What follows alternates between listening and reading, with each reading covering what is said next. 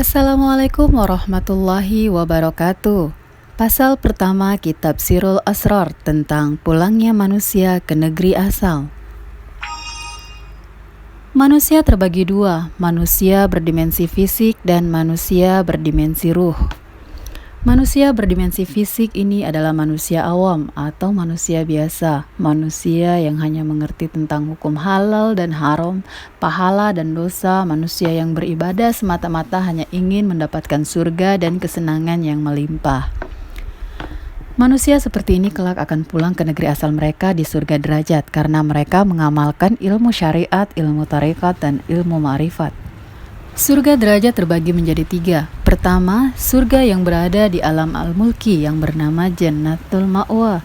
Kedua, surga yang berada di alam malakut yang bernama Jannatul Naim. Dan yang ketiga adalah surga yang berada di alam Jabarut, yaitu Jannatul Firdaus atau surga tertinggi.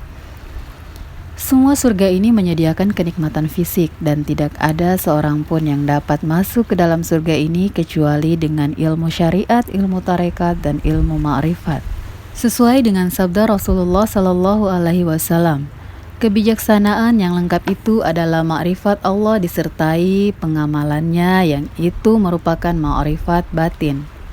Sebagaimana doa Rasulullah Sallallahu Alaihi Wasallam, "Ya Allah, tunjukilah kepada kami al-haq adalah yang benar dan anugerahi kami untuk mengikutinya, dan tunjukkanlah kepada kami selain al-haq adalah batil dan anugerahi kami untuk menjauhinya."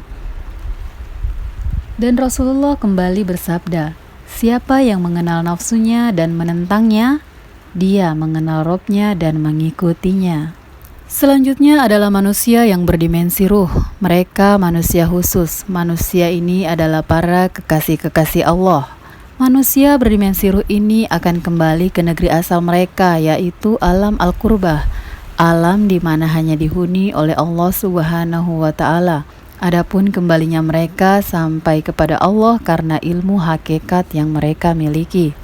Jadi ketika manusia fisik kembali ke negeri asal mereka karena memiliki ilmu syariat, tarekat, dan ma'rifat, namun manusia khusus kembali ke negeri asal mereka karena ilmu hakikat yang mereka miliki. Sampainya manusia khusus ke negeri al-qurbah terjadi pada saat hidupnya di dunia. Karena seringnya mereka mengunjungi alam lahut, baik dalam keadaan tidur maupun dalam keadaan terjaga. Bahkan di saat tidur, kalbu manusia khusus memiliki keluangan sehingga dapat kembali ke negeri asal, yaitu alam al-qurbah, di seluruh waktu tidurnya atau di sebagiannya saja. Seperti firman Allah Subhanahu wa Ta'ala, Allah memegang jiwa manusia ketika matinya dan memegang jiwa manusia yang belum mati pada waktu tidurnya.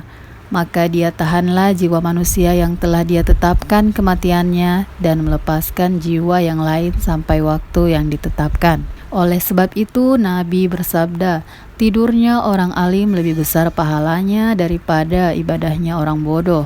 Karena orang alim ini ketika tidur pun mereka dapat beribadah kepada Allah, bahkan dapat mengunjungi tempat-tempat yang tak dapat dijangkau oleh manusia biasa. Mata hati mereka terbuka, mereka dapat melihat hal-hal yang tidak dapat dilihat. Mereka inilah yang disebut al-arif billah atau orang-orang yang arif. Sebagian ulama berkata, kolbu ahli ma'rifat memiliki mata, mampu melihat apa yang tidak bisa dilihat orang awam, memiliki sayap yang bisa terbang tanpa bulu, mengepak hingga malakutnya Rob pencipta alam. Adapun yang terbang di dalam kalbu orang arif ini adalah manusia sejati. Dialah kekasih Allah, para walinya. Wali adalah pengantinnya Allah dan hanya Allah yang dapat melihat mereka. Tidak ada yang dapat mengetahui mereka baik di dunia maupun di akhirat kecuali Allah. Dan para wali itu mabuk di sisi Allah. Sebagaimana Allah Subhanahu wa Ta'ala berfirman dalam hadis qudsi, "Wali-waliku berada di bawah kubah-kubahku, tidak ada yang mengetahuinya selain aku." Wali Allah ini adalah orang yang berada dalam keadaan fana dan baqo. Mereka menyaksikan Allah dan tenggelam dalam penyaksiannya. Bahkan dirinya sendiri tidak punya kemampuan untuk memilih. Mereka tidak pernah merasa betah berada di sekitar manusia, dan mereka hanya merasa betah ketika bersama Allah.